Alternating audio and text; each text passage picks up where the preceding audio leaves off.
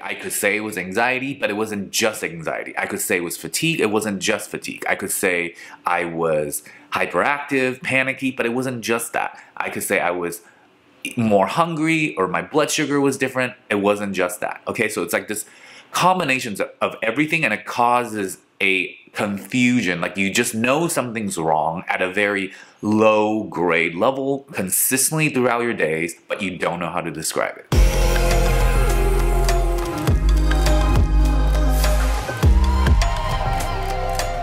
Hi everyone, it's Jaden. Welcome back to my channel. On today's video, I will be sharing my list of 20 signs that my body gave me in the earlier stages before I had my crash, letting me know that my adrenals and my hormones are gradually going out of balance due to chronic stress and just work overload. Before we get into this video, I want to state that I am not a medical doctor or a therapist. I'm just sharing my experience with you for your own educational and research purposes, and that I highly encourage you to consult with your medical professional and doctor regarding your health. This list would be very good for you to kind of refer to if you're somebody that has been run down, has been chronically stressed, you don't feel quite yourself, you haven't actually had a crash, but you're feeling like you're not well. You could check in with this list and see if any of this sounds familiar to you, and you might then want to start paying attention to your body and take better care of yourself, and practice more relaxation and stuff like that to move yourself away from the possibility of having like adrenal dysfunction or adrenal fatigue or burnout. This list is also good if you are somebody who have been recovering from a health crash, adrenal fatigue, and you're getting better, but if you're still experiencing any of these things, you want to stay cautious and not let yourself think that you're totally well and overdo yourself again and create a setback. So I will get into my list. I actually have it mapped out, I've written down, and I actually released a written version of this on my Facebook group, so if you haven't checked that out, check that out. It's a group I started that is discussions about the same type of topic: health, optimization, health crash recovery, adrenal fatigue, fitness stuff. All that is in this. It pretty much mirrors my YouTube channel content, so check out my Facebook group. The first one will be sleep issues, especially if you're catching yourself constantly like waking up in the middle of the night around 2:30 to 3:30. Okay, if this is happening constantly and you're having like sleep interruptions and your sleep's just not as good as before, or something is suddenly different with your sleep, that is definitely one of the signs. Number 2, slight head rush when you stand up too quickly. So at this point, these are all whispers and kind of like very gentle signs that your body's giving you. So because you're not in a major crash state yet, right? So it's kind of warning you early. So I'm not talking about severe head rushes. Now, by the time you have those, along with more severe symptoms, you're moving into the crash, if not already had the crash. But this is like very slight, like you don't even feel it sometimes.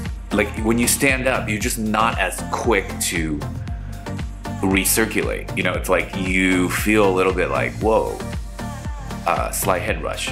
Okay, number 3, you're easily emotional, like more than you have been in your life.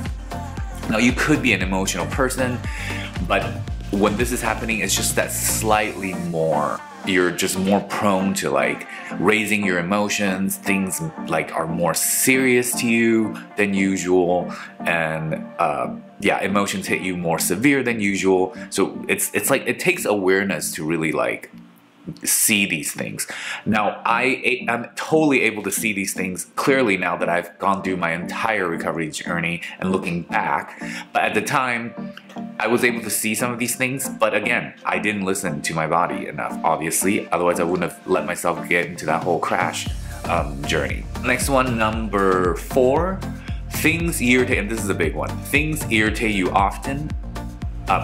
Things irritate you often, and little things bother you, and your reaction to it is a bit more extreme than usual. So if you find yourself like, if some little thing goes wrong, it's like, bothers you, or you know, driving in traffic you start to develop annoyance, road rage-ish type of things more than usual. Again, it just depends on who you are. Like some people are already that way naturally more, but this is like a little bit more than usual. Or things that don't go your way, or conversations that you have with people that like don't quite go smoothly will really bother you. Just things that causes you to stress will be more pronounced. Okay. Number 5, impatience with people. So yeah, this ties into the number 4, impatience with people and or situations. So like if things do go wrong, or situations are, you know, more annoying than norm, your patience for it is very, very low. Like you just can't deal with it. Okay, and this is very, like regularly this is happening. Number 6, craving for salty and fatty foods like chips, like fried chicken, like just like that deep fried taste, and that salty taste, which, you know, it's gonna cause you to eat a lot more unhealthy, and it's gonna cause more problems. So really watch out for that. Craving sugars, same type of things, like craving desserts, simple sugars, soft drinks, candy, things like that. Lower sex drive, you will notice not a major change yet, but it is slightly different. And again, awareness, pay attention to these early signs, guys.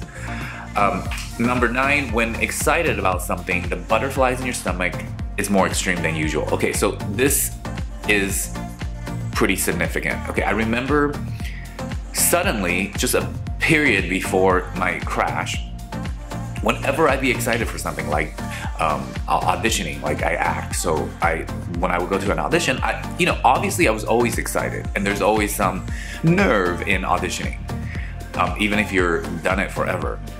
But this was very different. It was, that butterfly feeling was out of control. Like this wasn't just your general, you know, I'm excited and I'm a little bit nervous. This was like, whoa, something is churning inside me. Like I can't stop this. And so that was very, very obvious for me. That was one of them. 10, hyperactive, but at the same time tired. I found myself, you know, same thing in that period of time before the crash. I had like all this extra amped up energy, so to speak, but I was like exhausted. Okay, I was tired, but then I was like on the go, and I would like really express myself with these like things that I believed in. I would like go around, and when I get into conversations with even random people, like I would just get really into it. Like I put a lot of emotions into it. Like it was just this, it's just like your adrenals are responsible for your, you know, stress hormones and adrenaline and stuff like that. And those hormones can cause you to like be more emotional.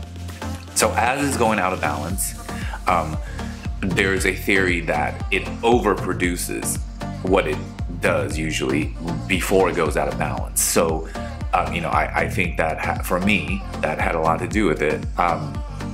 So yeah, you're just overly excited about things, but then you're just tired too, like you're wiped out. Number 11, easily startled, sensitive to noise. Yes, so you will find yourself that when you get startled with something, it's more than usual, it happens more than usual, and happens more with things that are like, you're like, why am I getting like jumpy with this? Okay, and after the jumpiness, usually just your body smooths it over, and you're just calm again. When you start to go out of balance with the adrenals, it's that startle feeling kind of resonates there for a little bit longer. Okay, that's what I felt. Where is it? Number 12, cold and hot easily. Temperature is more, like affects you more. So if generally you can just kind of withstand certain temperatures, you now are more like you'll get cold easy. Like me in general, I don't get cold easy. Okay, I've never gotten cold easy. I could sleep in like AC in the winter, and I loved it.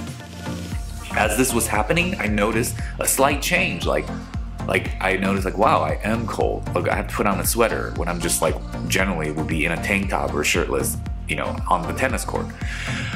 So things like that. And same thing with the hot baths, like it was hard to tolerate. You know, saunas, or like if you're just in a heated room, like you start to feel like suffocating, and like you just can't tolerate it as well.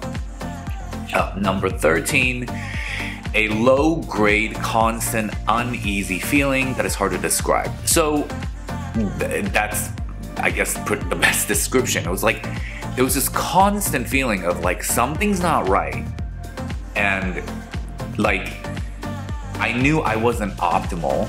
I knew that this is not generally how I feel, like overall, but I couldn't describe it. You know, it's like I could say it was anxiety, but it wasn't just anxiety. I could say it was fatigue, it wasn't just fatigue. I could say I was hyperactive, panicky, but it wasn't just that. I could say I was more hungry, or my blood sugar was different, it wasn't just that. Okay, so it's like this combinations of everything, and it causes a confusion. Like you just know something's wrong at a very low grade level consistently throughout your days, but you don't know how to describe it. Let's see, number 14, decreased fitness levels. Yes, okay, that's very simple there. Decreased fitness levels. Not a major decrease yet. You haven't hit your crash, or you're not severe yet, but like you're starting to see that like you're not as fit. If you get full from eating, number 15, your energy lowers drastically. So as I was approaching the crash, anytime I would eat, no matter if it's healthy, unhealthy, if I get full, I have a food coma. Okay, I've never had this in my life. So that was something that was very different. Number 16, early afternoon for fatigue. So anytime, like it was very constant, like around 2 p.m., 3 p.m., in that early afternoon, like I would start to feel tired. I almost wanted to take a nap. Whereas before I never ever needed naps or wanted to take a nap. And I started to take naps all the time in the afternoon, in that early afternoon. 17, low grade anxiousness when anticipating an event. So it's like same thing. It kind of ties into that whole nervous butterfly thing, but it will also happen when you're just simply like looking forward to something the next day. And this especially will be super clear to you. Like if you start to notice, let's say you have something fun you're gonna do in the morning, or you have an event coming up in the very near future, like the next day or the weekend, that excitement becomes a dread, because the excitement now is tainted with this weird anxiousness. Okay, and I felt that very clearly when I was at the earlier stages. Number 18, lingering injuries and aches and pains. So your injuries and aches and pains don't heal as quick as they usually do. Now this again differs from person to person, but it will be longer lasting than whatever your usual timing is for this. Chronic tight muscles and joints, kind of the same thing. That's number 19. And finally, number 20, just unstable energy levels throughout the day. So you never know, or you can never count on your energy anymore. It's very unpredictable. You could just suddenly be tired. You could just suddenly be moody. You could suddenly be drained. You could suddenly be hyper. It's just this, like, you're not consistent. Okay, and that's such a sign that your adrenals and the hormones are going out of balance. At least it was for me. So I just thought I'd share this with you. Again, you could use this to refer to your own experience and maybe help you on gaining some clarity, reassurance, and understanding of what's happening. Definitely check in with your doctor first. I always encourage that and recommend it. So definitely do that first. Feel free to comment down below. What were your signs? Did you find any of this helpful? Did you find any of these things that I mentioned very familiar? Let me know down in the comment section, as well as any questions you might have. Check out my website, download my ebook, check out my Facebook group. Please subscribe, like, and share my videos to anyone who you think might benefit from my content. And I hope you're having a great day, and I'll see you on my next video. Bye guys.